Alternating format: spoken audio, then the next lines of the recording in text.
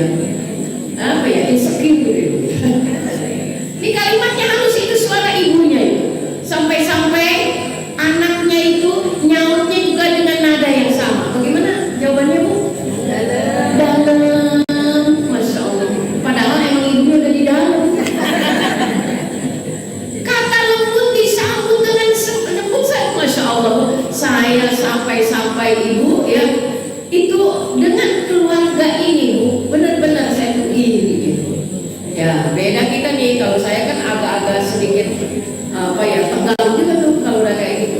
Tapi orang Betawi juga sama, Bu, punya bahasa indah buat memanggil anaknya. Tong, tong, si entong. Itu kalau laki-laki le, kalau laki-laki di Jawa itu panggilan indahnya teh, ya. Kalau di Betawi itu entong, kalau yang perempuan neng, ya. Kalau yang perempuan di Jawa de. Masya Allah ya. Itu artinya apa, Ibu? Maka di bahasa Al-Quran sama ketika Luqman alaihi salam manggil anaknya, ya bunayya, Masya Allah, la tusyrik billah. Ya bunayya itu dalam filologi bahasa Arab, Ibu, itu adalah panggilan terindah.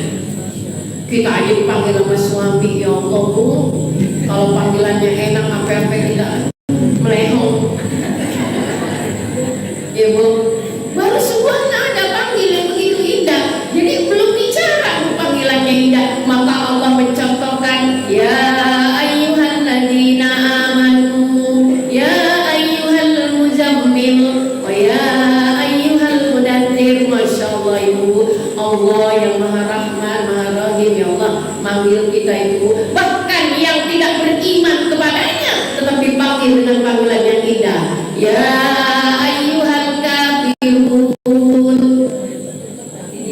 Panggilannya masih indah itu. Jadi dari sini sekalian, maka kebijaksanaan ini adalah sebuah pesan yang mengandung nilai-nilai keindahan, sehingga yang menerima pesan itu tidak berasa bahwa dia mengikuti dan menerima pesan itu. Kenapa? Terlalu indah dan manisnya pesan itu. Maka Rasul sallallahu alaihi wasallam itu apa?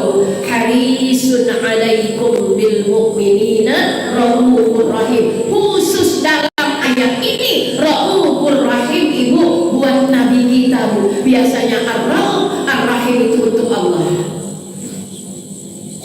Tapi spesial dalam kalimat ini ar-rauf, ar-rahim buat Nabi kita, Bu. Kenapa? Karena berkembangnya ajaran Islam bukan dengan kekerasan. Berkembangnya ajaran Islam dengan ketegangan, debat, bahkan peperangan. Meskipun perang itu darurat, Ibu, kalau ternyata mereka tidak bisa diajak dengan kelembutan dan mereka terus menyakiti, maka perang adalah jalan akhir, Ibu, bukan jalan utama. Jadi ini prinsip yang mesti kita tanamkan, Ibu sekalian. Yang kedua, Ibu, wal mau'izah hasanah. Contoh, ya. Jadi di rumah kalau kita kebanyakan ceramah sama anak, Bu, bete ya, Bu, bete. Ibu saya yang penceramah aja kalau sama anak jarang ceramah. Kalau saya sedang ceramah di televisi, dia bangun warawiri itu cuek. Padahal dia tahu itu suara mamanya, tapi dicuekin. Apalagi ibu yang bukan penceramah. Tapi ibu juga kadang-kadang ini ya, penceramah mulu buat anak. Makanya ibu-ibu nih ngaji sini, kenapa? Supaya nanti kalau ceramah di depan anak punya dalil, ada ayat yang dikeluarkan. Jadi ceramahnya berkualitas. Kenapa? Maka ibu-ibu yang cerewet tapi cerewetnya solehah beda dengan ibu-ibu yang cerewet tapi cerewetnya zon. Ngomel gak ada isinya. Tapi beda dengan ibu-ibu yang ngomelnya berisi. Masya Allah. Kenapa? Karena perempuan yang ngomel ini adalah perempuan yang rajin ngaji, dan idolanya adalah para ustadz dan ustadzah. Hanya saja dia tidak punya jam tayang. Jam tayangnya di rumah. Jadi ini adalah santri-santri yang paling kelihatan hasilnya.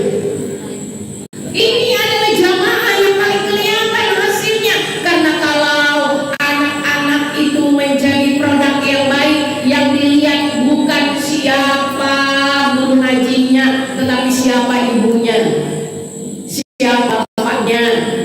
Kalau anak itu berakhlak, berkata baik, punya perilaku yang baik, yang dilihat bukan hanya alumni pesantren mana, alumni sekolah boarding mana, tetapi yang dilihat adalah keluarganya seperti apa.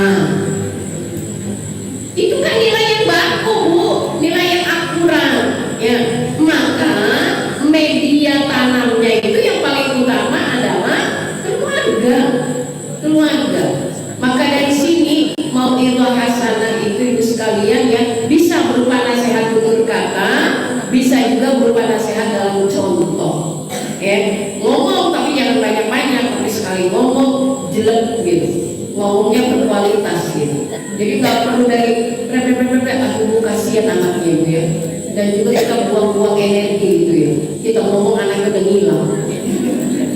Kita ngomel anak juga nggak fokus sama kita. Padahal ya kita ngomel udah hampir 10 menit, tapi ternyata dia lagi fokus sama yang gepeng di depannya.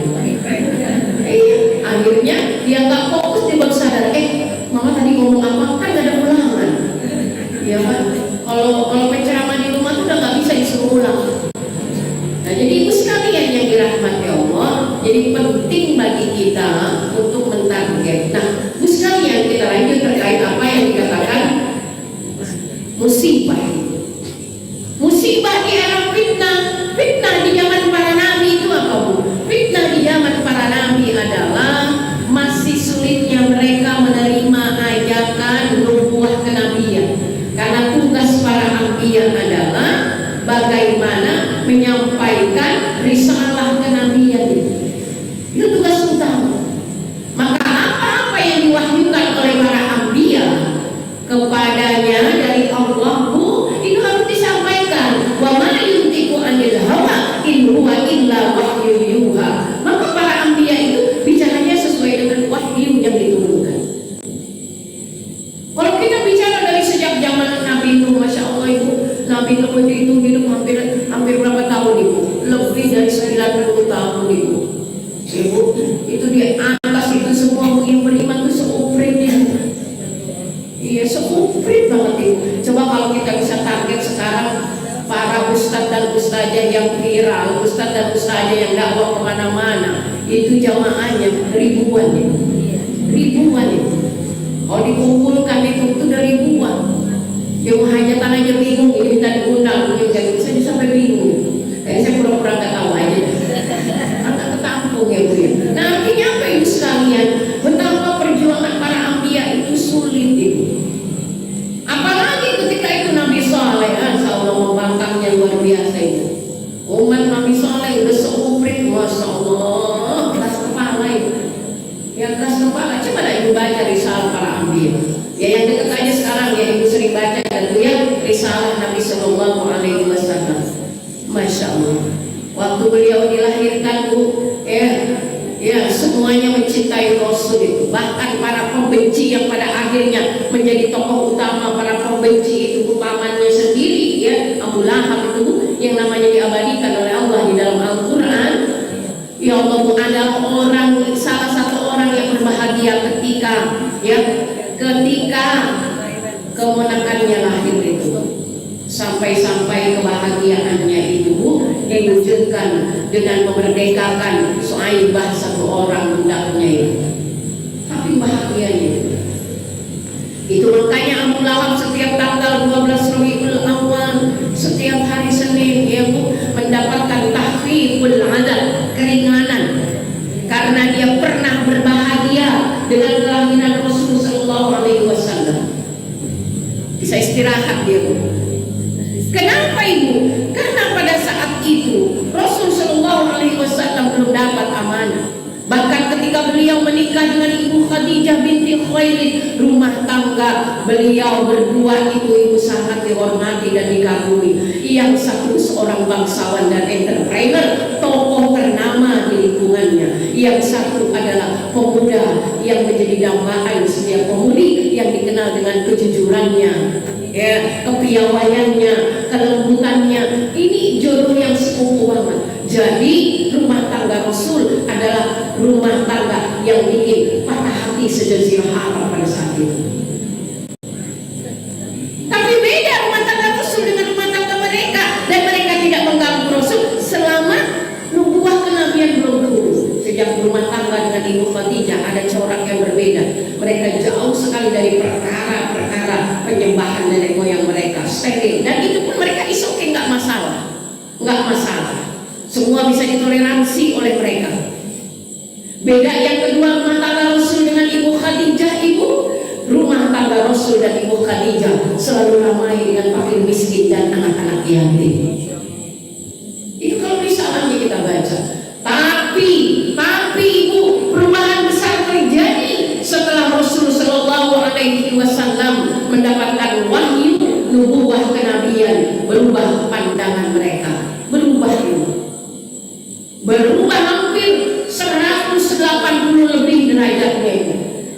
Tiba-tiba mereka jadi antipati kepada istri dan Rasul dan Muhammad SAW. Mereka dikucilkan, walaupun sama-sama mereka paham dulu disanjung-sanjung.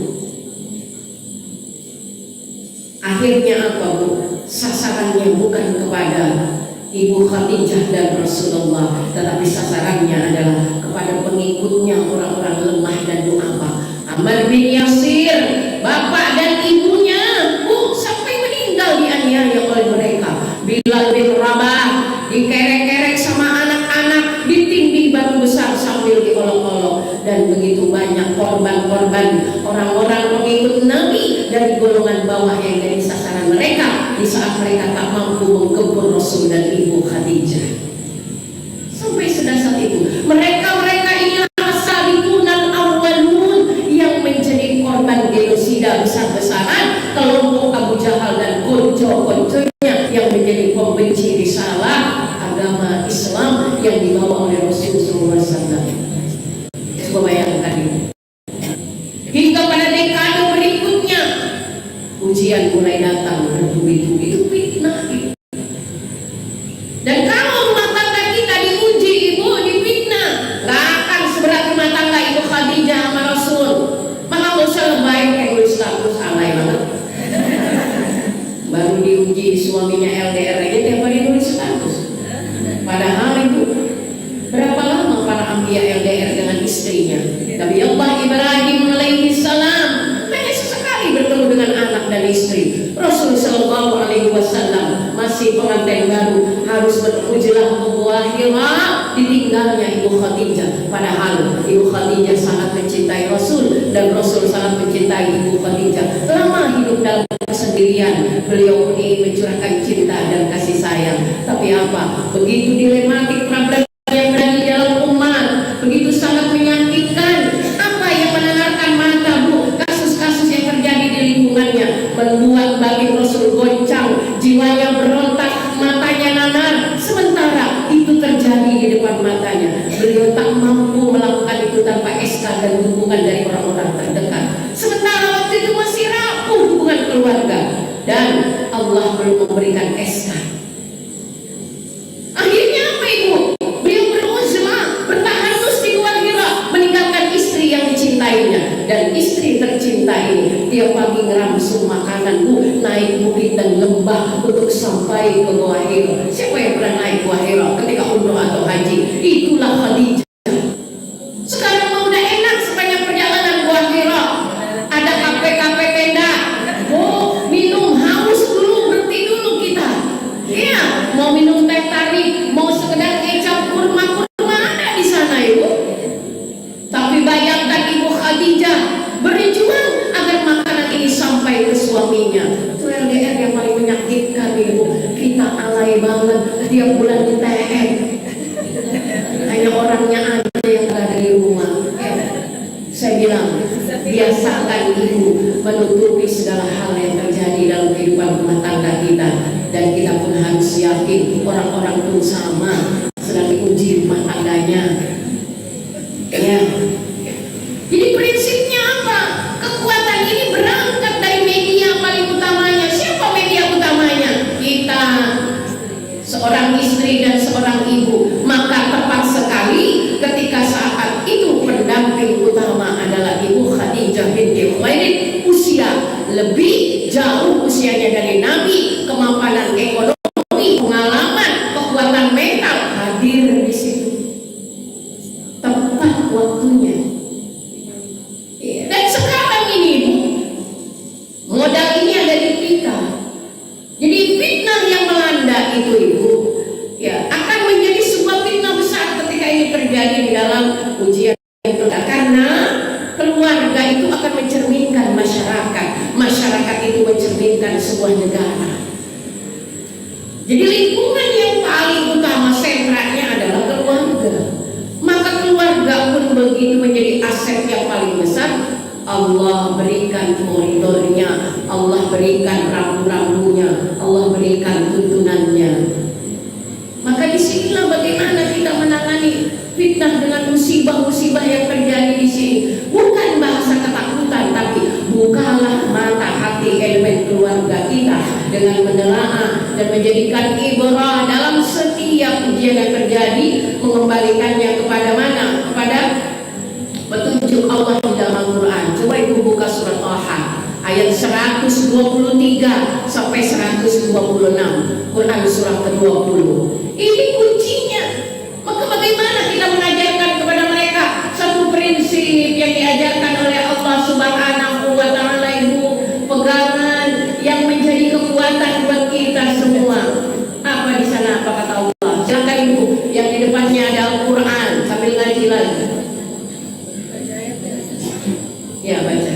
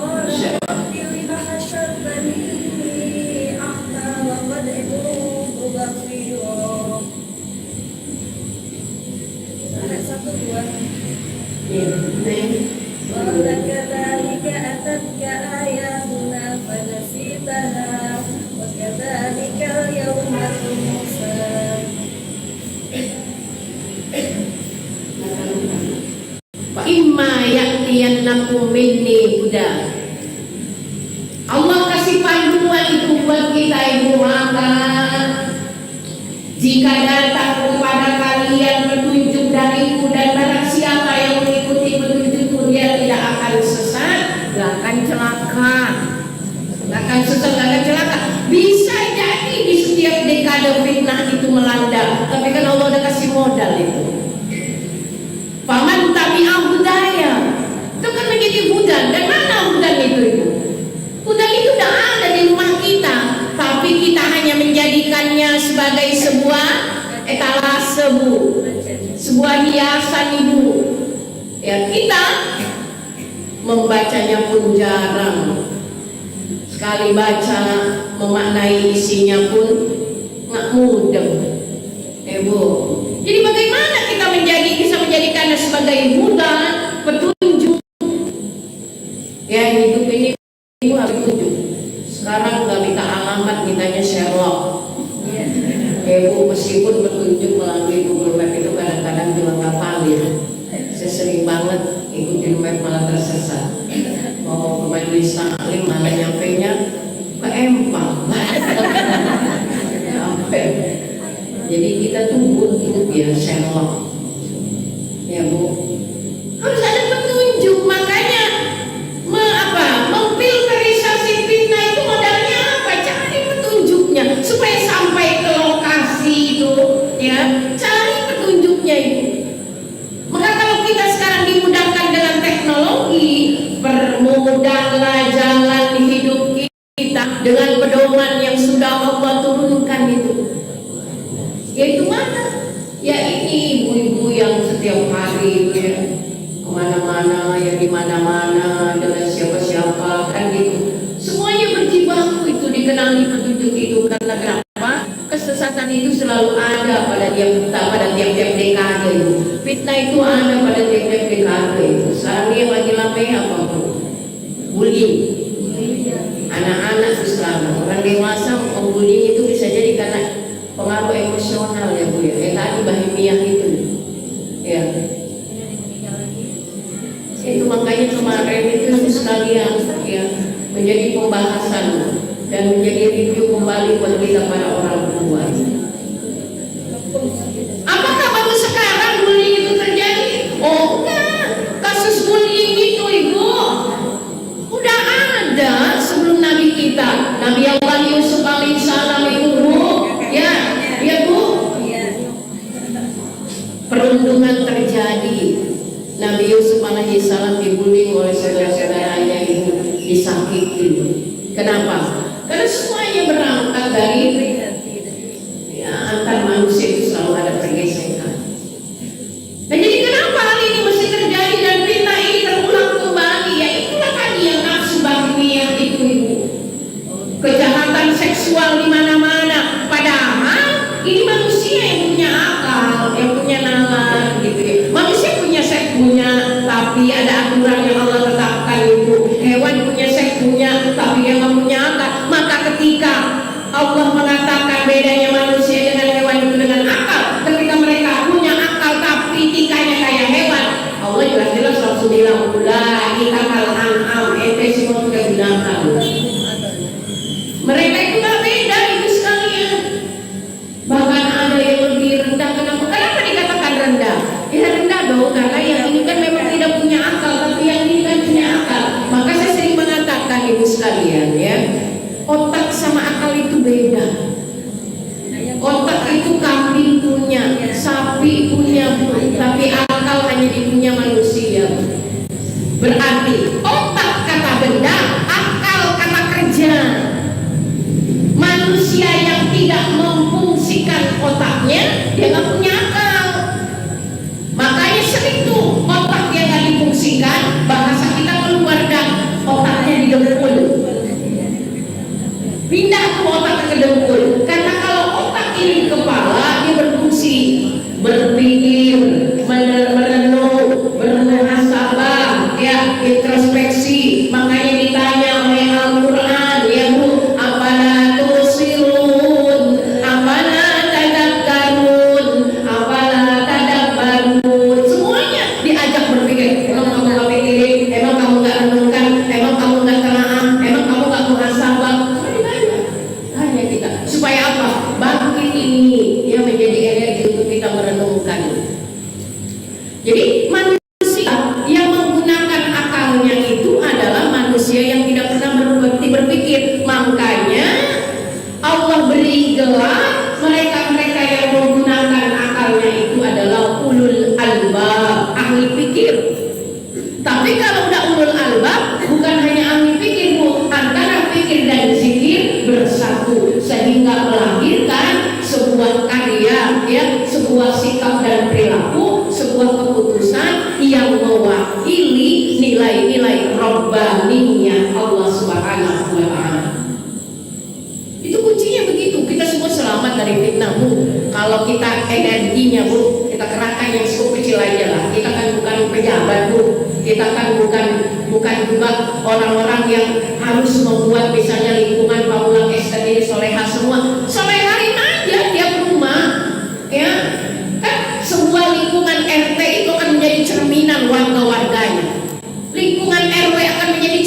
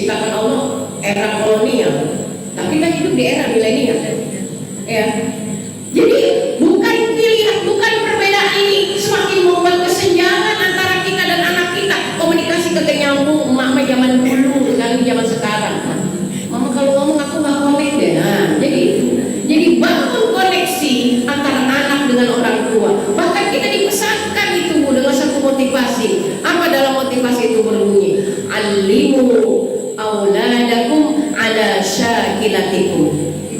Ya. Berikanlah anak-anakmu itu bekal, ya, bekal untuk bagaimana mereka hidup di era mereka.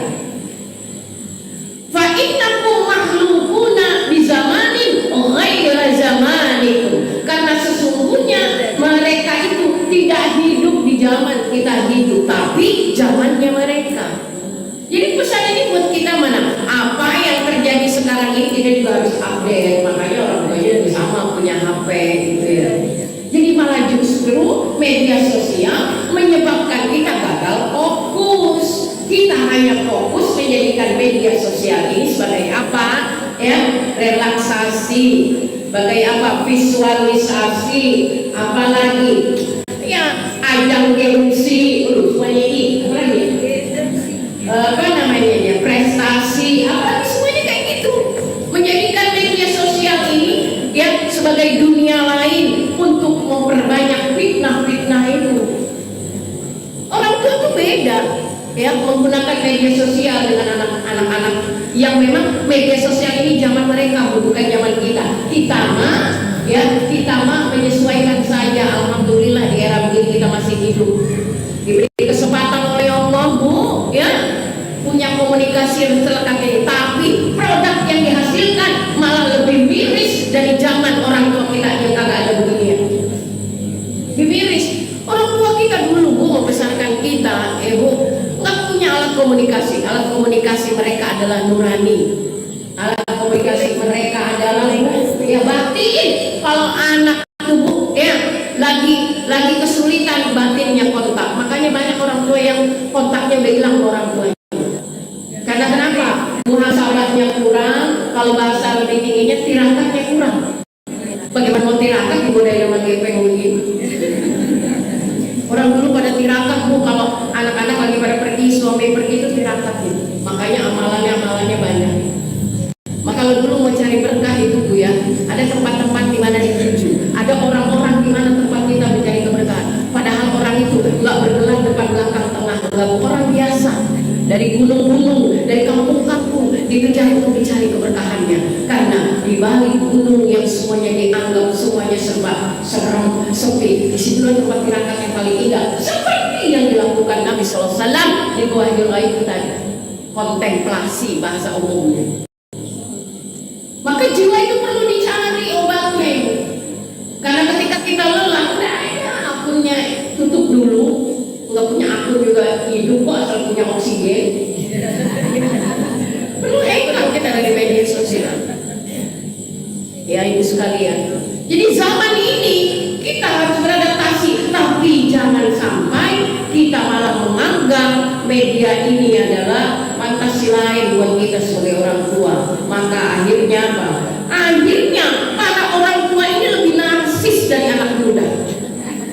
Para orang tua ini menggunakan media sosial yang lebih eksplor dari anak muda. Para orang tua ini lepas kontrol ketika menggunakan media. Kenapa? Yang namanya juga baru nemu. Kayak orang baru nemu begitu. Padahal sebenarnya ini penunjang ibu. Alhamdulillah dengan adanya media ini, Bu, semua dipermudah. Tetapi bukan ini, Bu, yang ngatur hidup kita, bukan. Bahkan bukan benda ini yang menjadikan hubungan kita dengan anak jadi jauh. Bukan. Salahnya dia di mana? Salahnya dia di mana, Bu? Dia mah gak salah apa. Yang salah yang menggunakan aja. Ini mah mau dibikin solehan mau dia. Mau dibikin salah juga bisa dia, Bu. Maka nanti banyak HP-nya masuk surga, orangnya di neraka. Karena HP-nya ini ada ini, Bu. Ada Al-Qur'an di HP-nya itu, Bu, ya. Ya. Ada panggilan azan, ada itu para ustaz kan gitu, Bu. Ya. Tapi cuma dijadiin tontonan doang, bukan dijadiin tuntunan. Kebalik, yang harusnya cuma tontonan dijadiin tuntunan, yang tuntunan malah dijadiin tontonan. Itu bahaya, Bu. Makanya orang-orang tua kita itu dulu, Masya Allah, luar biasa, Bu. Tajam mereka itu. Mereka itu tajam, Bu, karena mereka itu ahlul hikmah. Kalau ditanya, orang tua kita ini ahlul hikmah,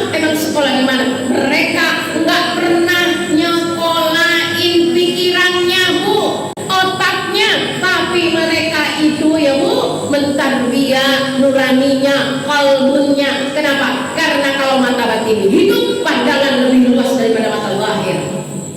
Kalau pendengaran batin hidup, pendengaran lebih peka daripada pendengaran yang ada. Kalau mata batin hidup, logika tidak selamanya dibenarkan. Itu makanya orang tua kita dulu. Jadi sekali menengadah kepada Allah, ijabah. Sekarang orang tua doanya banyak yang tumpul. Karena mintanya sekamar, ibadahnya pas-pasan. Minta pengen punya anak yang soleh, nanti sukses, perjalanan hidupnya lancar, tetapi orang tuanya ibadahnya pas-pasan. Iya, muluk-muluk minta langit dan bumi, ibadahnya seupri. Jadi tumpul. Yang kedua, berdoanya nggak tahu diri. Saya sering bilang tuh, kalau saya kenal Betawi di belakang aja ya. Ustazah, kenapa doa saya tumpul? Nggak ada doa yang tumpul, nggak ada doa yang tidak dikabulkan. Karena Allah yang berjanji bahwa setiap doa akan diijabah. Wa idza sa'alaka ibadi anni fa inni qarib ujibu da'watad da'i idza da'an falyastajibu li. Tapi kenapa doa saya dikabulkan? Karena ibu berdoanya nggak tahu diri. Ya, nggak dicontohin. Mana doa yang nggak tahu diri? Ya mah, doanya bukan sesuai kemampuan, tapi sesuai ekspektasi. Betul Bu? Iya, hidup tuh begitu Bu. Ya. Jadi apa yang berada di mana, di mangkok mana kita ini hidup? Disitulah kita minta kepada Allah. Ya Allah, aku sebagai seorang ibu tidak minta banyak-banyak, jagalah anakku ya Allah, lindungi dia dimanapun berada. Biar Allah bekerja dengan kuasanya ibu. Jangan ibu berdoa, ya Allah, aku pengen anakku masuk di universitas ini, nanti dia akan jadi insinyur ini. Itu ibu bukan lagi berdoa kepada dibanding ya Allah, yang seakan-akan kita sebagai orang tua tahu persis masa depan anak kita.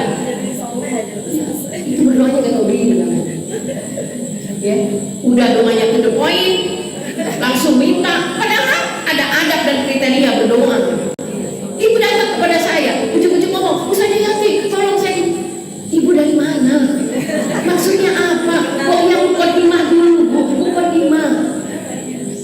Seperti itu ibu. Ya, jadi bukan perkara tumpul atau doa saya nggak dikabul. Padahal sedekah saya rajin, Allah nggak angkat doa saya. Itu tadi cara berdoanya yang salah ibu. Jodoh anak, ibu bukan minta anaknya dapat jodoh, tapi memaksakan jodoh. Ya Allah, tolong temukan anakku, ikatlah hatinya dengan anak bestiku. Itu berdoa. Apa emang ibu pengen bebesanan? Itu gaya doanya itu unik itu ibu-ibu. Ya kan Bu? Sama seperti waktu itu dia nyari jodoh. Ya Allah, jadikan pemuda ini adalah pendampingku. Kan itu benar sih berdoanya. Ya, dia pemuda begini bla bla bla bla bla, dirinci semua ada tubuh ya. Tapi setelah dijalani, akhirnya doanya beda lagi. Ya Allah, kenapa dia begini? Kalau yang diajak ngomong itu saya balikin. Kan dulu ibu yang maksa. Harusnya ketika memang dia pilihan kita nggak usah protes lagi dengan mengeluh. Ya Allah, tunjukkan suami saya jalan yang benar. Dan dulu kagak tahu emang apa desa. Ayo balik ya. Ya kalau logikanya. Kan saya berdoa pada Allah begini, ya Allah berikan saya seorang suami kiai. Ya saya nggak pernah nganu gitu, berikan saya pegangan, ketemunya di mana? Kiai, karena bisa jadi imam yang baik gini, tapi ternyata Allah nggak kabul ibu.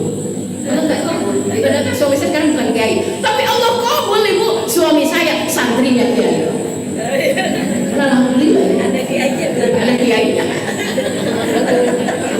Jadi nggak ada tuh pemberian Allah tuh yang nggak baik. Kenapa? Ketika kita syukuri bisa melambung ya.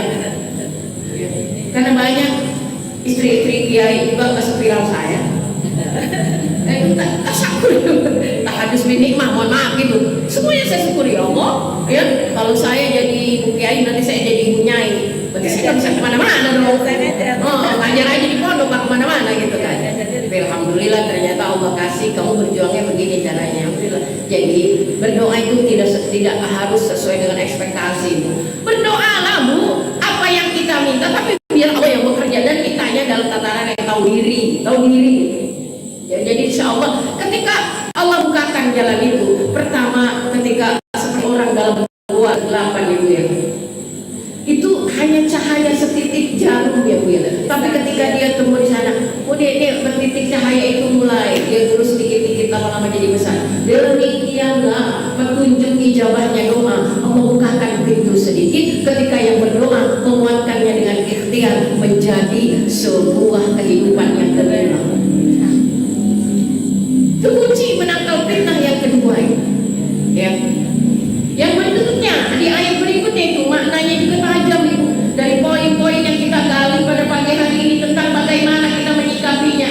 Tadi jangan pernah tinggalkan. Apalagi Ustaz dari ayat ini terusan.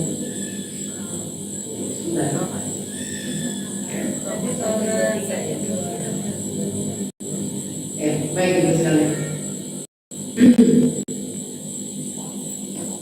Ya, kita lanjutkan lagi. Di sini ada petunjuk yang mendasar Subhanahu wa ta'ala, maka kita minta kepada Allah untuk hidup. Ya Allah,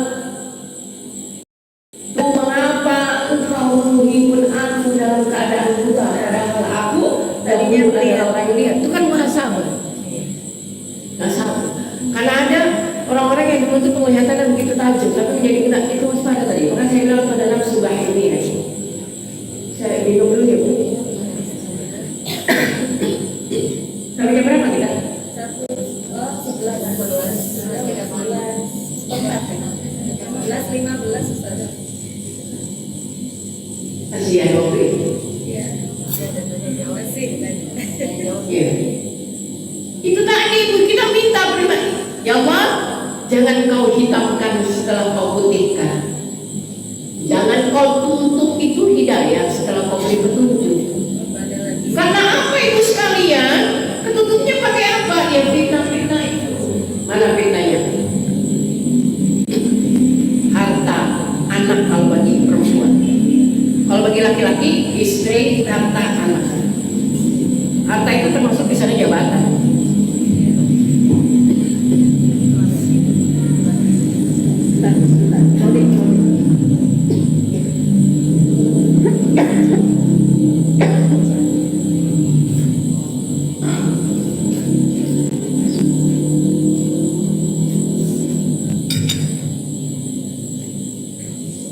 Kalau kita dijerat fitnah yang diumumkan oleh Allah itu pertama di dalam surah Al-Kahfi, al-mal wal banun zinatul hayatid dunya. Harta dan anak itu perhiasan. Orang biasanya kalau udah pakai perhiasan itu yang paling dominan apa? Berbangga-bangga, ya kan? Maka muncul satu kalimat lain di surah lain, anhakumut. Itu bahimiyah itu kental banget. Superioritas muncul ketika punya finansial yang lebih dari orang lain. Mulai bahimiyahnya muncul karena harimau kancil akan lari kalau lihat harimau. Nah gitu. Superioritas datang itu. Tapi bagi orang-orang yang bahimiyahnya ini ketutup ibu dengan sifat wara, sifat tawadu yang dimunculkan melalui binaan ya bu ya, binaan keimanan itu ada rasa sombong tapi enggak berani dimunculkan. Kita semuanya punya sifat sombong tapi ada yang muncul ada yang enggak. Ya, ada yang muncul ada yang enggak. Kita semua punya sifat hasad bu, tapi ada yang hasadnya dipendam, ada yang hasadnya eksis. Maka yang ditakutkan hasadnya eksis ya. Itu apa namanya? Hasidin kita. Aku berlindung kepada para pembenci ya Allah, yang dikhawatirkan bencinya itu eksis. Kalau seseorang tidak nyaman dengan orang lain, benci kepada orang lain, tapi dia diam saja bu, itu tak masalah. Pasti yang sakit itu dia bu. Lambung naik, semburat naik, kan gitu. Kalau kita mah isyakin nggak punya apa-apa.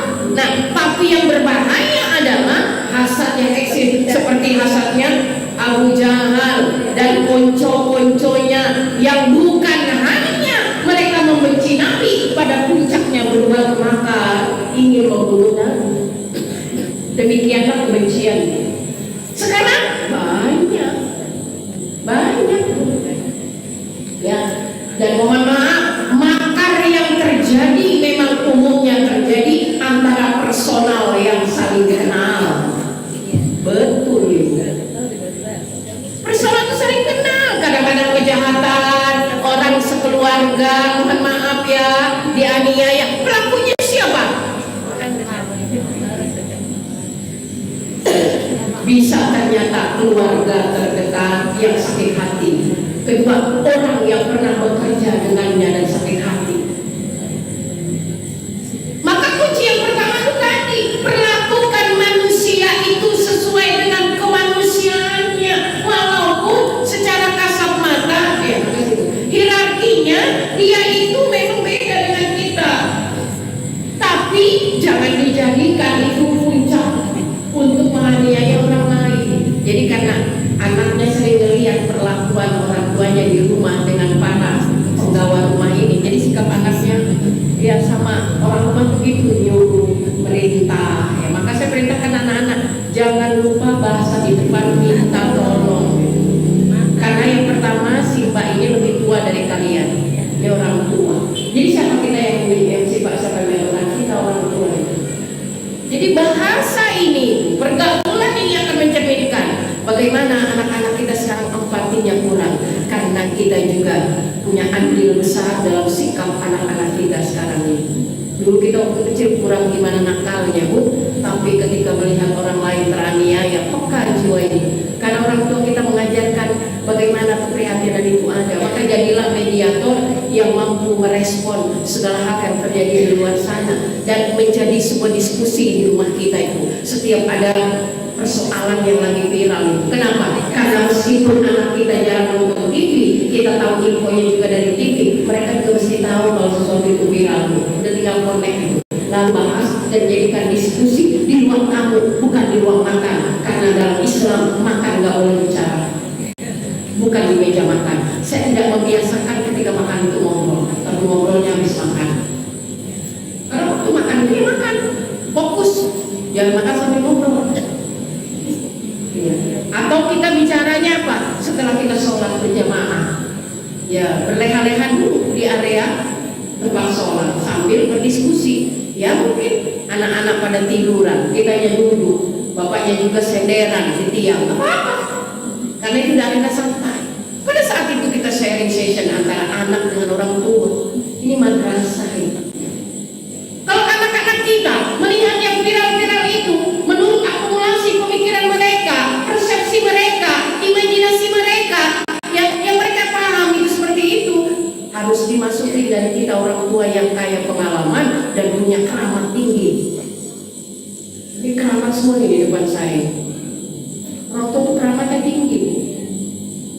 Nggak ada keramat tertinggi di dunia ini selain orang tua. Bahkan dijelaskan oleh Nabi, keutamaan doa orang tua itu sebanding dengan doa 100 wali. Di mana ada wali 100 di sini?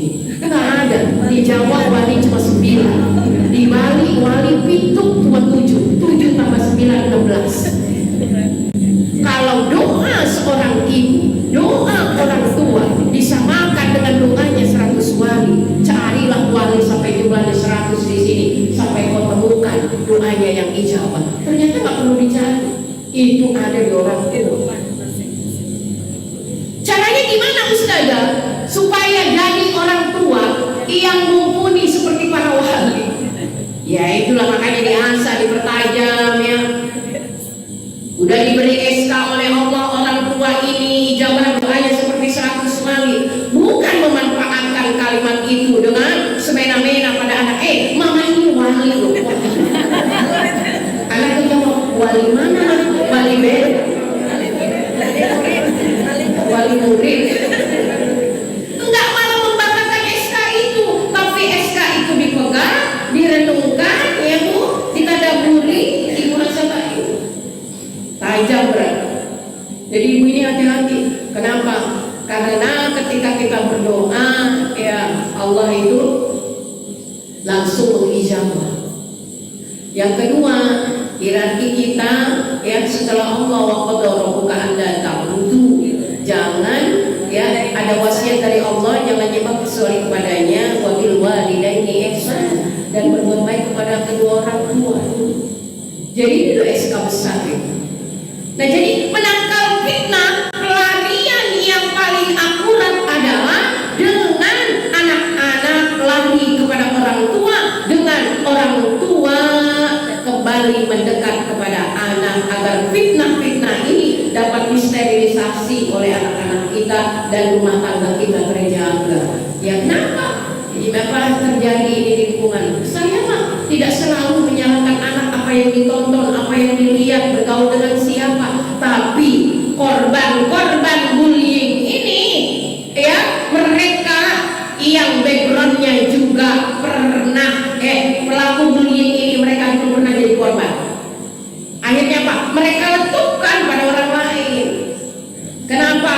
Suami galak sama istrinya, dia punya background ibu.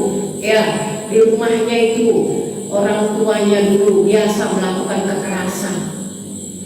Jadi kekerasan itu dianggap hal yang biasa. Jadi tumbuh anak-anak yang pendendam, emosional, menyakiti itu bukan bukan hal yang menakutkan, tapi hal biasa. Karena hal seperti itu biasa dia lihat di rumahnya.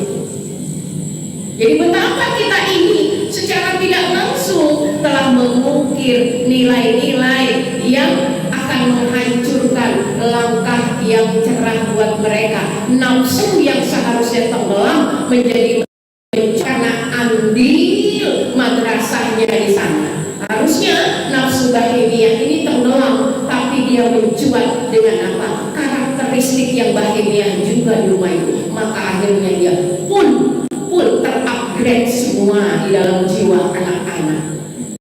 Na'udzubillahi min dzalik. Kenapa kata Nabi, man la yarham la yurham?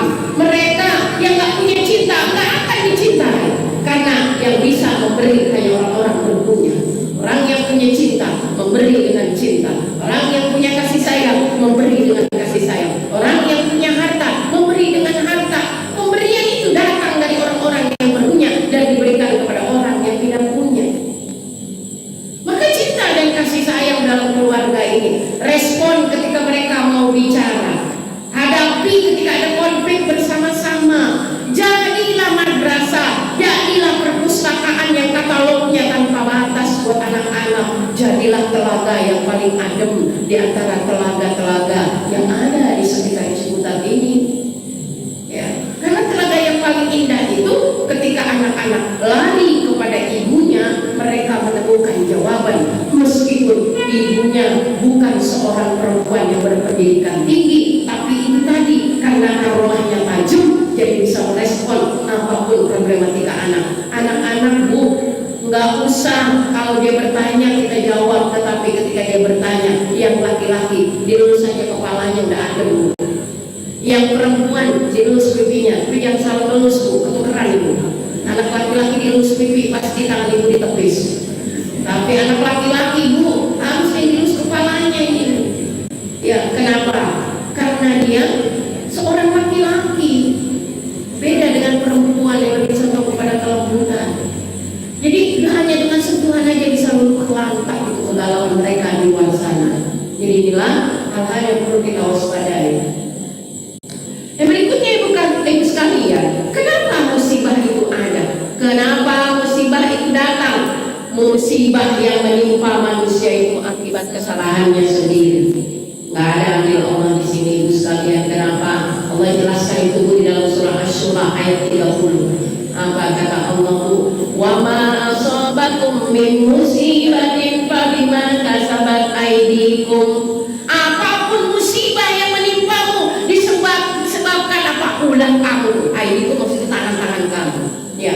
Wa ya'fu an katsir, dan Allah banyak maafin. Coba bu, kalau perbuatan kita yang akhirnya melahirkan musibah dibalas sesuai dengan perbuatan yang akan kuat tidak.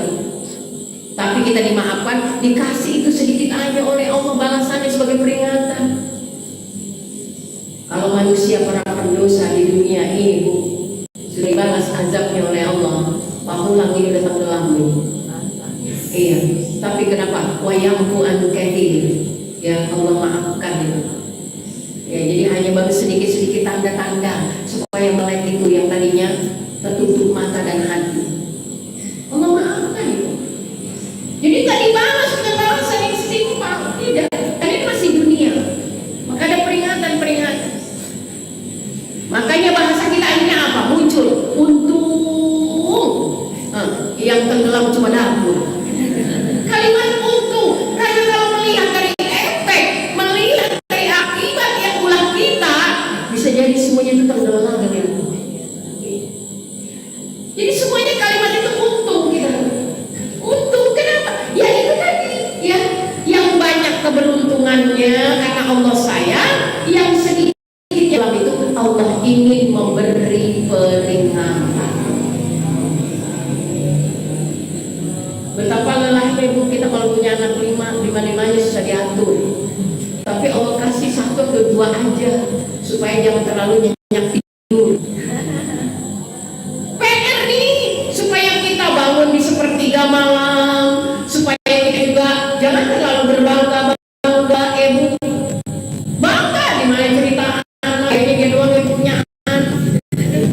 Orang sampai males dengerinnya. Paling-paling dia cerita. Jadi pendengar itu nikmat bu, ketika pembicaraan itu take and give, ya kan?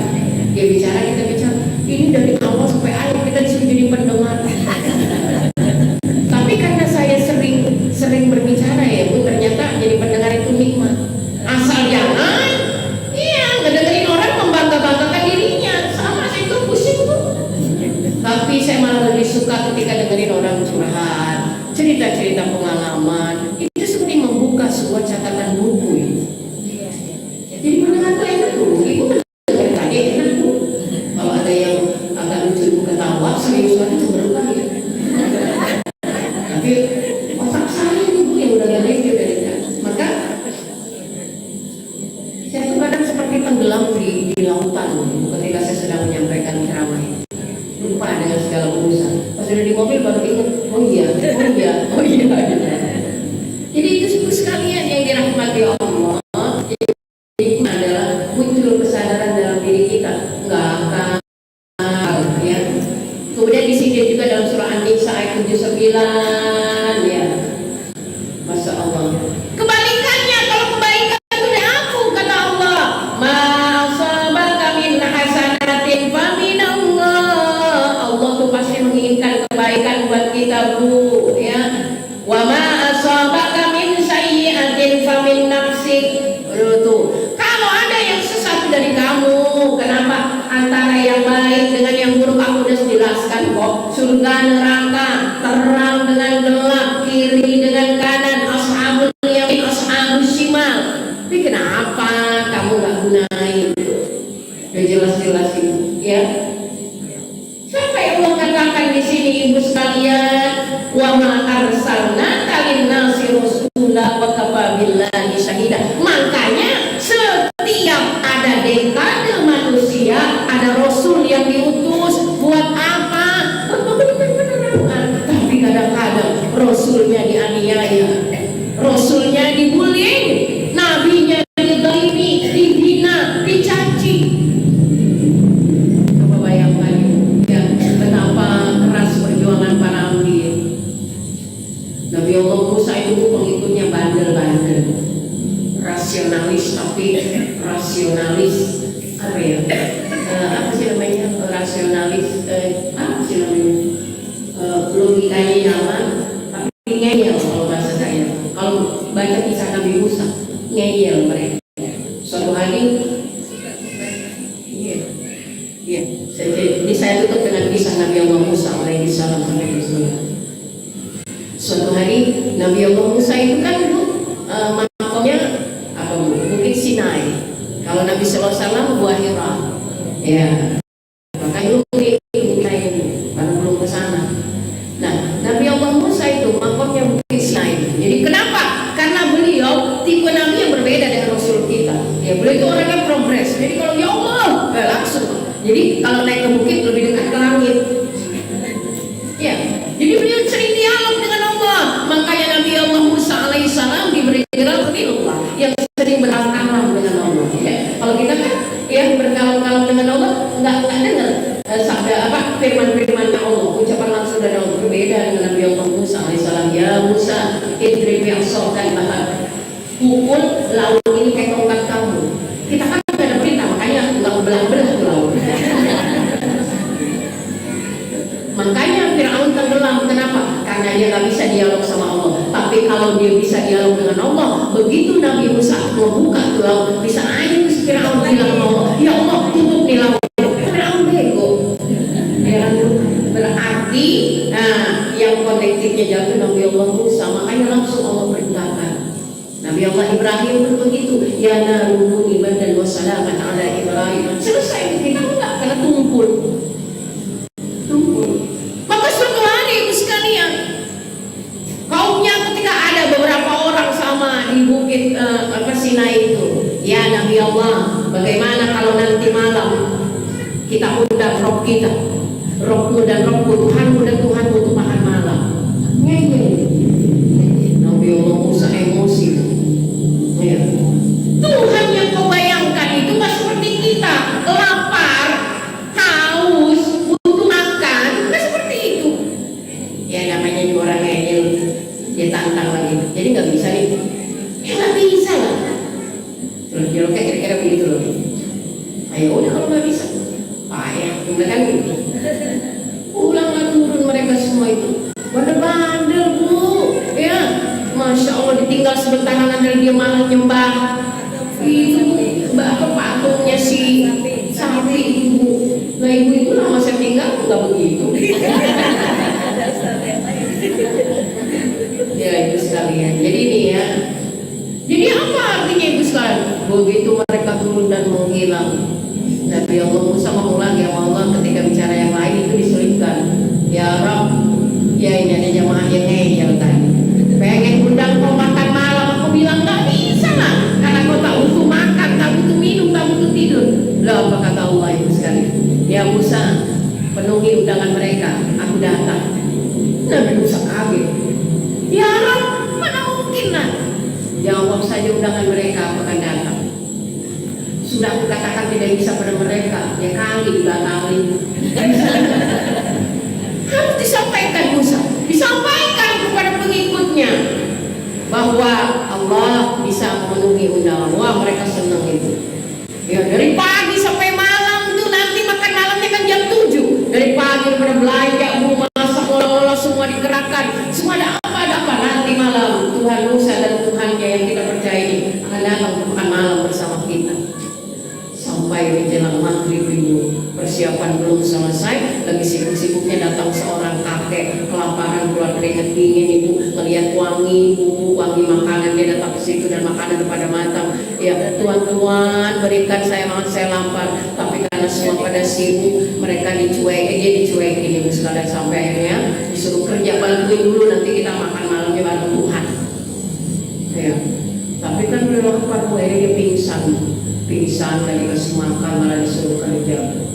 Malah semakin larut dari jam 7 sampai jam 10, semua pada resah. Ya Musa, mana nongol. Nabi Musa gelisah. Ya Rob, sudah kukatakan janganlah berikan harapan pada mereka. Umat ini ngeyel, kan ya enak aku dibully jadi. Iya, omongannya gak bisa dipegang. Apa kata Allah Subhanahu Wa Taala? Ya Musa, aku sudah datang.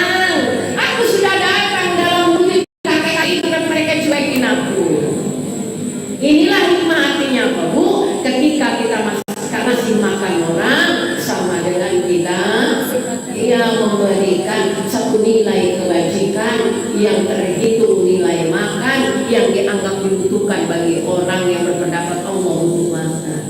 Jadi makanya dalam konsep sedekah itu begitu, terutama sedekah bagi orang-orang yang sangat membutuhkan. Ya. Jadi prinsip yang kita pegang pada kesempatan kali ini bu, ya pertajam aja. Oke, sekarang sudah tidak ada, tapi Nabi selesai mengatakan warisan termahal, itu orang lain. Nah, kalau Nabi Allah Musa, itu warisannya tongkatnya tuh nggak ada, ibu mau cari kemana? Kali buat ngumpul itu kali pesanggrahan. Kalau kebanjiran biar dia sebutkan. Nabi Allah Yusuf alaihissalam takwil mimpi berkala ada bu, jadi jangan sotoy nakwil mimpi orang.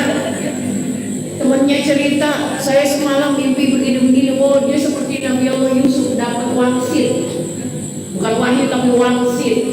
Diterjemah dah. Semalam saya mimpi baju saya kanyut di kali, ditafsir, wah suaminya diambil orang. Nah kenyataannya nggak mimpi begitu juga suaminya udah diambil orang. Berarti takwil mimpinya salah. Nggak ada wewenang kita mentakwil. Dan satu-satunya mukjizat yang masih lestari sampai sekarang adalah mukjizat Rasul, yaitu Al-Quran. Jadi kalau umat yang paling disayang Ibu karena mukjizatnya masih lestari sampai saat ini, maka siapa yang menjadikan mukjizat Rasul itu sebagai imam terhindar dari fitnah dunia. Buktinya mana? Rasul kita terhindar dari mana? Dari fitnah, dari celaan. Itu sudah dilakukan begitu tapi tetap masih dicelai. Tidak ada Bu manusia di dunia ini yang akhlaknya agung seagung Rasul Bu, dihina malah yang menghina disuapin. Nah kalau kita dihina orang baru nyuapin Bu, lihat mukanya aja enak kan gitu. Bisa sih kita suapin tapi nasinya dikasih racun kan. Tapi Nabi Masya Allah sampai ketika beliau beberapa hari telah wafat, mertuanya datang ke anaknya yang notabene adalah istri, nggak tahu perilaku suaminya. Ya Aisyah, masih adakah kebiasaan sahabatku, suamimu yang belum ditunaikan? Kata Ibu Aisyah, di jam segini biasanya beliau datang ke persimpangan 3 nyuapin pengemis yang sering menghina dan meludahinya. Abu Bakar kesel, ya Allah, datanglah Abu Bakar ke pertigaan itu, ternyata benar itu udah orangnya jelek gitu kan. Malaslah Abu Bakar, tapi karena inilah kebiasaan orang yang dicintainya, datang harumnya berbeda kecium orang itu. Wah dia nggak lihat Bu, nah nyuapin juga tambah. Siapa kamu? Aku yang biasa nyuapin. Bukan. Kenapa kamu tahu aku ini beda? Bukan. Warna harumnya berbeda, cara nyuapinnya beda. Kesel banget tuh kalau kita langsung drop. Langsung jelasin oleh Abu Bakar, betul, memang aku bukan orang yang biasa nyuapin kamu, karena orang yang biasa nyuapin kamu yang tugas kamu hina, kamu caci, sudah tidak ada di dunia ini. Langsung akhirnya dia beriman bukan karena paksaan, beriman bukan karena kekerasan. Sama seperti kita Bu, kita menganggap kelembutan kita adalah kelemahan di anak. Udah saya menyerah saja. Dari kalimat saya masih lembut sampai tegang, anak-anak belum ada yang berubah. Itu buktinya Rasul sudah wafat, si pengemis ini akhirnya menjadi Islam. Mohon maaf Ibu ya, banyak anak-anak yang akhirnya menjadi hamba Allah yang taat setelah orang tuanya tidak ada. Bu, saya punya jamaah Ibu. Ini catatan buat saya Bang. Saya punya jamaah Bu, ya. Punya 3 anak, 2 perempuan, 1 laki-laki. Yang satu ini sakau, sering banget sakau. Apa perabotan orang tuanya dari kunci emas mau dijualin kalau disakau. Ibunya sampai berkata pada saya, Ustaz Yayati, tolong ya kalau saya meninggal, karena mau sakit-sakitan di rumah terus. Ya, bantu saya. Dia punya anak asuh Ibu. Anakku pada datang ketika beliau uang asuh dan baca setelah bacaan. Saya tanya sama Ibu, ini dari yang mana? Dari ini dari anak kandung belum nyampe, anak di luar kandungan udah pada 2 hari. Jadi nggak selama punya anak kandung menyenangkan Ibu sekalian. Tapi pada akhirnya apa Ibu sekalian? Ibu ini sering konsul, sering ini. Setelah ibunya meninggal Bu, yang laki-laki luar biasa itu perubahan. Yang perempuan Bu, saya nggak pernah ketemu itu. Yang perempuan 2 ketemu spontan Bu, ketemu saya. Ingat banget waktu itu ketemu saya di bank Bu. Dua-duanya bukan 180 derajat tapi 2000 derajat. Kerudungnya lebih dari saya. Saya masih bermikap, saya masih pakai lipstick dan saya masih pakai alis, tapi dia 2 putrinya ini bercadar. Saya kaget ditegur, Ustaz Yayati. Ya betul Pak, Mbak siapa?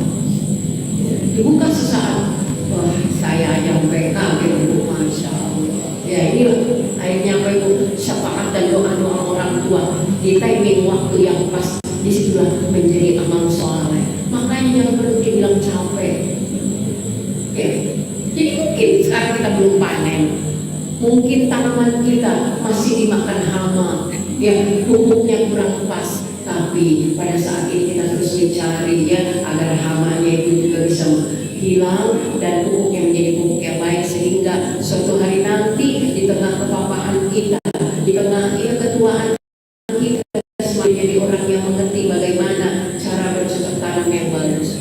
Sama seperti itu dengan anak keturunan kita. Allahu a'lam bishawab. Silakan kalau yang mau bertanya.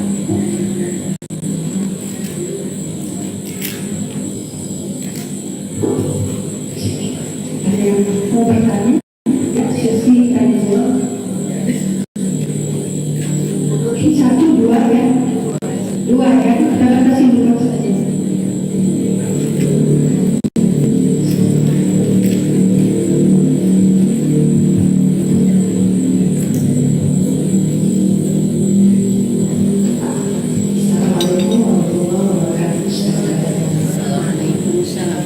Ini saja. Saya mau bertanya, kita sebagai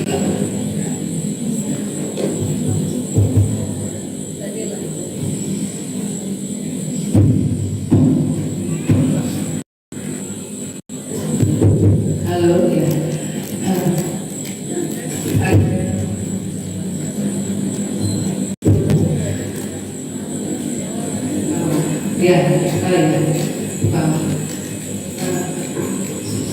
sekarang kita sebagai orang tua saja ya, apa namanya, kita mempunyai anak. Tapi kan dulunya waktu kita sebagai anak, kita dididik sama kita berjuang gitu ya. Mungkin waktu kita dulu kan sebelum saat ini, jadi kita nggak pengen anak kita memiliki apa namanya seperti kita lah gitu. Jadi akhirnya saking sayangnya kita penuhi semua keinginan anak, penuhi saking sayangnya lah intinya ya. Sampai akhirnya si anak jadi mungkin daya jualnya bukan, gitu ya. Sampai akhirnya justru malah akhirnya galakan anaknya daripada orang tuanya, karena mungkin anaknya udah capek sekolah atau udah capek apa. Jadi akhirnya anaknya tuh yang dipenuhi terus gitu loh, dan daya jual si anak tuh jadi berkurang gitu loh.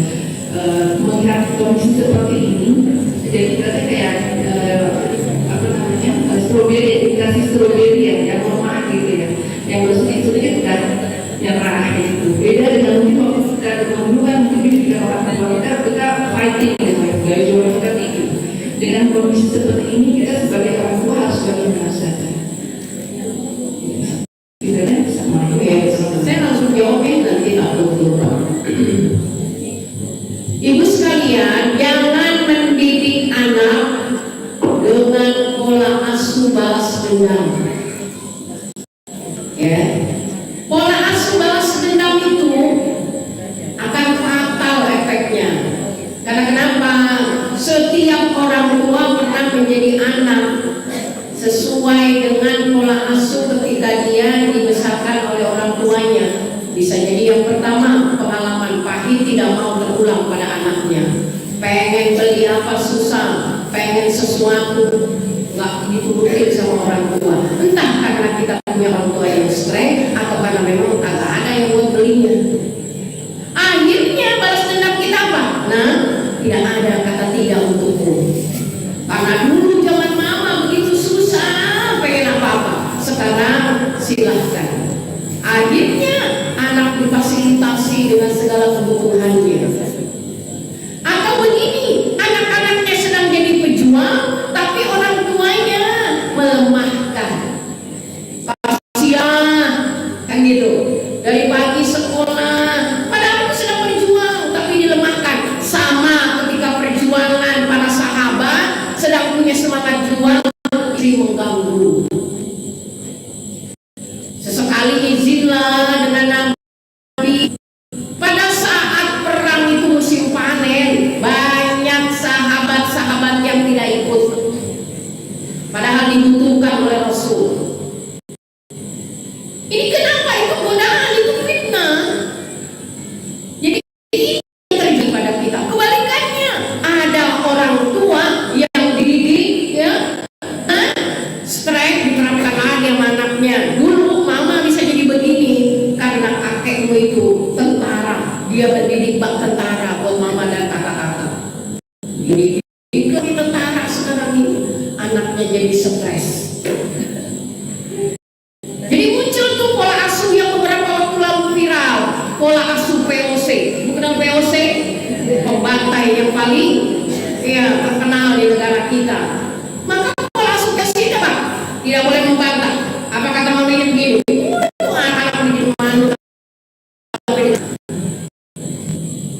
Ada lagi pola asuh yang mana? Gentle. Nah, ini kembali pada POC. Ya, pokoknya mah udahlah yang halus-halus aja lah sekarang mah. Karena anak sekarang dipelototin malah melotot gitu kan. Nggak kayak kita. Jadi halus semua jadi begitu kena yang kasar kaget kan. Dikasarin, kita juga depresi. Nah, dilembut-lembutin jadi lebay. Nah, itu makanya pola-pola ini diambil jalan tengah. Kapan kita bisa berkata tidak pada anak? Kapan ada hal yang bisa ditoleransi untuk anak? Karena kenapa? Tidak selalu kita juga nurutin apa kata anak. Bahkan mungkin kita pun tidak bisa menerapkan prinsip pengajaran yang orang tua kita tuntut kita karena zamannya sudah berbeda. Tadi yang saya bilang, ada syakilatikum, jangan melihat syakilah kita, makumnya kita. Dulu mama kalau kakak-kakek pulang, kamu kok susah banget disuruh pulang? Emang kita dulu mau kemana kalau nggak pulang? Rumah yang paling nyaman itu dulu adalah rumah. Kalau sekarang banyak rumah-rumah di luar rumah kita, mau jadi jiwa apa tubuh. Banyak itu yang membuat daya pikat. Di samping mereka punya circle dan komunitas yang masing-masing membuat kita nyaman, membuat mereka nyaman. Dulu kita kan nggak banyak teman main di kampung, teman ngaji, kuliah langsung pulang. Kalau kemana memang yang nyaman itu rumah. Kenapa? Di mana-mana tuh gelap. Pamulang dulu udah seperti apa bu? Pohon-pohon banyak juri, kuntilanak. Kalau di luar tuh serem. Oh sekarang mana yang serem jalanan bu? Jam 12 malam ini. Ya pernah saya baru pulang itu. Dulu ini bu yang dikatakan mana dulu apa Jatake bu sampai ke sini nih Serpong itu. Ampun bu, waktu saya zaman kuliah di IAIN bu merinding saya lewat situ. Nah sering saya tuh pulang malam itu sekalian. Rame rumah ada buka. Ya Allah. Ini beda zamannya. Ya. Karena mereka bukan hidup di zaman kita, maka kita akhirnya beradaptasi dengan kondisi yang dialami anak kita. Ada masa-masa di mana tetap no, tidak ada yesnya. Dan no ini juga harus berlaku buat orang tua dan bapak. Kita no, bapaknya yes, kan anak bingung. Oh ya, akhirnya anak-anak lebih dekat sama bapak karena banyak yesnya. Ya, maka kita harus sepakat dulu ini para instruktur kalau mau buat peraturan ya. Karena apa? Teknik dan metode pendidikan, ilmu terus berkembang, nggak baku ya. Yang baku itu akidah dan tauhid, ilmunya seterahnya bisa banyak jalan. Menandakan pada anak-anak itu banyak jalan, konsepnya satu ketuhanan dan ketauhidan. Zaman kita tuh ngaji nggak banyak metode, pokoknya ngaji. Sekarang ini banyak cara untuk anak-anak kenal dengan Allah. Termasuk ibu-ibunya yang lagi muda, anti Al-Quran, banyak yang baru belajar Iqra di usia senja. Kalau saya gurunya kemarin kemana aja, sabar banget dah guru Iqra ini. Kenapa? Kalau saya balikin dulu, dia maafin ustazah dunia. Alhamdulillah, maka usia inilah sebenarnya usia emas, bukan yang kemarin itu tembaga semua. Apa-apa masih diberi kesempatan sama Allah bu. Ya, maka kakak saya ibu-ibu ini masya Allah luar biasa. Udah pakai kacamata, nggak pakai kacamata nggak kelihatan. Masih baca itu. Lebih baik terlambat nggak apa-apa. Justru inilah. Maka ketika ada seorang kakek tua lewat di depan saya hampir ketawa. Usia berapa kek? Saya bilang saya baru 7 tahun. 7 tahun? Iya, karena baru saat ini saya merasakan lezatnya iman, manisnya ibadah, giroh ngaji itu tinggi. Kemarin semuanya berat karena kewajiban. Jadi kalau sekarang ngaji nggak perlu digorok ayahnya bu, kalau bahasa saya ketinggalan. Ini mau khusus jahit susah setinggalannya. Yang apa? Kursus membaca Al-Quran dan pelatihan sholat supaya khusyuk. Itu aja udah di pengajian, dengerin nasihat supaya hatinya hidup. Makanya saya ini dari majelis talim ke majelis talim aja tiap hari ketemu sama emak-emak semua. Nah, ini mereka yang dulu belum berjumpa dengan saya karena emang itu rojolnya belum di rumah. Saya belum ada di dunia. Nah, sekarang kita dipertemukan. Apa namanya kalau bukan ini usia yang paling gembira. Allah ya, udah habis kan? Ya Bu, Masya Allah, saya mau ke Matraman ini. Mudah-mudahan agak banjir ya Bu ya. Matraman di Jakarta Pusat. Ambil pusat itu Sudirman sana ya. Dekat Sudirman. Baik ini sekalian, Insya Allah mudah-mudahan ya bukan sehat ini mungkin saya aja lagi. Sekarang saya punya panduan, jadi apa yang perlu disampaikan ada di sini nanti saya sudah catat. Apa beberapa kali di sini tidak akan ada tema yang terulang. Karena semua harus tercatat itu. Jadi kadang-kadang saya lagi membangun dinamika langsung para guru-guru ini di Majelis Ulama Indonesia. Hari ini munas Bu, tapi saya lebih baik saya munasnya kemana-mana daripada dulu di sana seharian. Para wakil-wakil gitu. Jadi Ibu sekalian ini punya kurikulum Majelis Talim ini ya Bu ya, supaya merambah lebih berkualitas. Nah ini luar biasa ini. Ini mahasiswa luar biasa. Mahasiswa Universitas Lama. Itu yang ngamal. Jadi mudah-mudahan bisa S3 semua. Pertama itu hafal Quran Bu, karena tiap hari bawa Quran. Percaya untuk menghafal Quran di usia senja tetap dapat, karena magnet Quran itu di sini Allah ciptakan. Kalau sekali hafal masuk. Dan hafalan yang udah dihafal itu nggak akan hilang. Asal kita ulang-ulang dalam sholat. Dalam sholat sunnah ya, jangan dalam sholat wajib. Kalau masih takut ada yang lepas di sholat sunnah, jangan sholat wajib. Allah tidak bermanfaat. Mari ibu sekalian, bertemu dan berpisahnya kita Allah Subhanahu wa Ta'ala. Mudah-mudahan apapun yang kita lakukan di sini menjadi bagian dari ibadah itikaf di masjid yang betul.